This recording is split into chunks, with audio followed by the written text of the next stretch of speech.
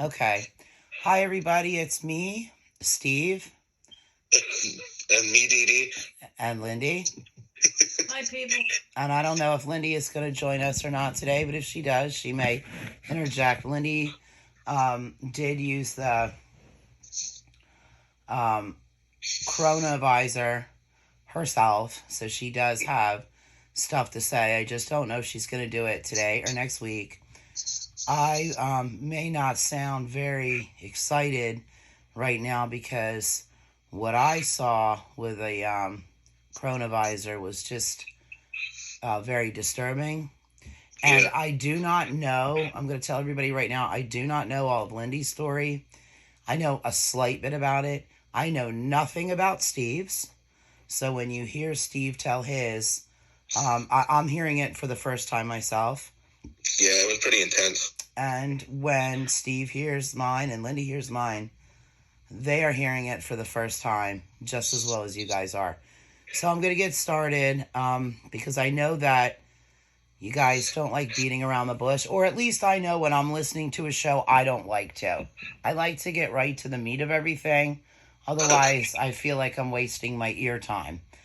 This may be a little slower than normal, and it's called Children of Paris, Child of Satan. They're two Like, separate things. Yeah. So it's the Children of Paris and Child of Satan. First, I want to start with telling you that when I first used the Chronovisor, I ended up in a theater in Paris. And what I had seen there, you guys can look through YouTube and look at and listen to those other shows about what I saw. So to give you a very brief recap, I ended up, it was like 17 something. I knew the date because there was like a paper telling me what the play or whatever was about. It had the year on it. It had some very strange images, like drawings on it. And I ended up, I guess, maybe in the middle of it, maybe in the end of it. Like, I don't know. But I was in a theater seat and I was unable to move to do anything. I realized at some point, and there was a lot that went on. But the bottom line is these demons in flesh. And I don't, to say this, it sounds like I'm trying to be funny or I'm being a comedian, but I'm really not. It's right. just, you have to have the visual to understand what was going on. So I'm not going to get too into it because you guys can go and listen to the other show. But bottom line is, these babies were born right on stage, like instantly.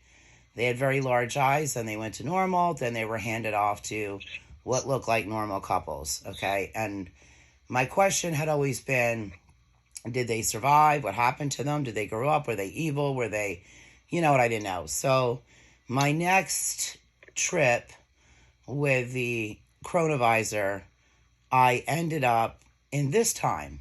It might have been a year or two later than now, maybe a year or two before.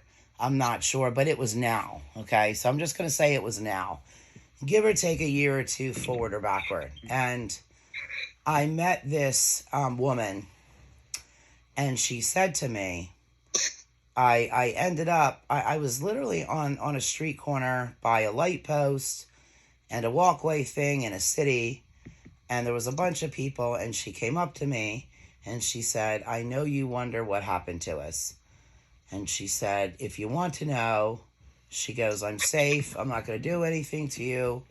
We can sit down at a public place and I can tell you our story. So, knowing that I'm using the Chronovisor, but not knowing how she would know, I went with it because I was in a public place. It And this was honest, in Paris. no. It was in Philadelphia. Oh, sorry, Philly. Yeah, Gotcha. like that's where I ended up. Yeah, I should have told people I ended up in Philadelphia. I wasn't in Paris. So when I first used it, yeah, I was in Paris. But this last time, days ago, I was in Philadelphia. So I sat down. It was so weird. It was inside this old Jewish deli. These ladies, well, it's a lady. She has these cats that run through the deli. It's one of the place I like to eat at. She has like three cats. when people come in, she puts them in the basement because, you know, it is a restaurant and they're really not supposed to be in there. But when I go in there, I don't care if she lets the cats out because it doesn't matter.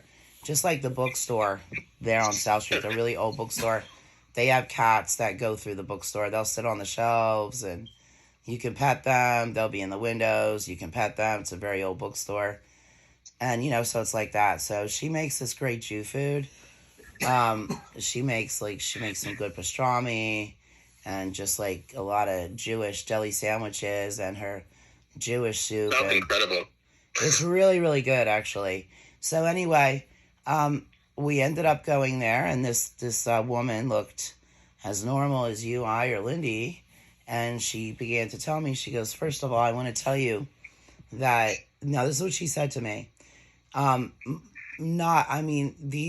trying to use the exact same words she used, but you have to understand, I was in the middle of the conversation, so I'm just going to give you the gist of it and pretty much, you know, what she had to say. So she said to me, she goes, first of all, I'm glad that I got to you first. Meaning, I guess others knew I was coming. She said, I understand that you are wanting to know what happened to the children of Paris. So that's why I decided to name the radio show Children of Paris. How does she know? I don't know. But she said, I'm glad I met you first. She says, because I'm the only one that is not of pure evil. And I said, oh, okay. But I'm also aware that people can appear good when they're not.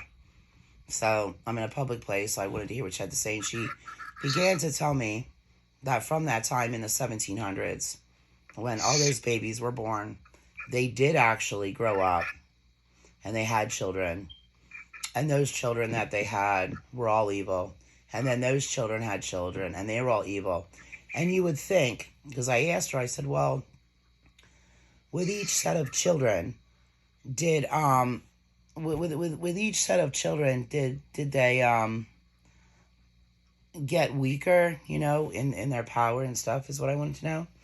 And she said, no, they didn't. They actually got stronger.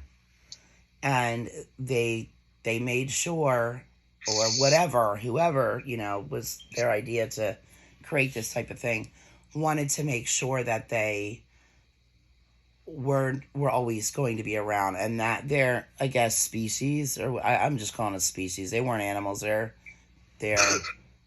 evil humans, would not die out.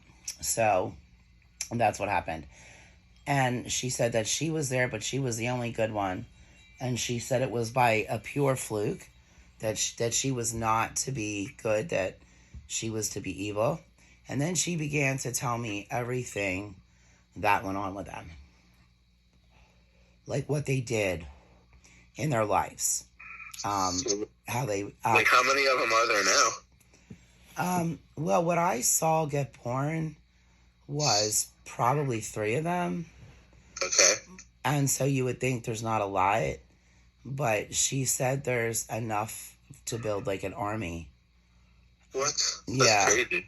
So because I did say that to her, I said, well, I saw what I can remember about 3 being born.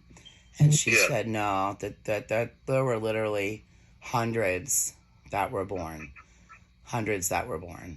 But I just didn't see them all. And they weren't all on that day. We'll be right back.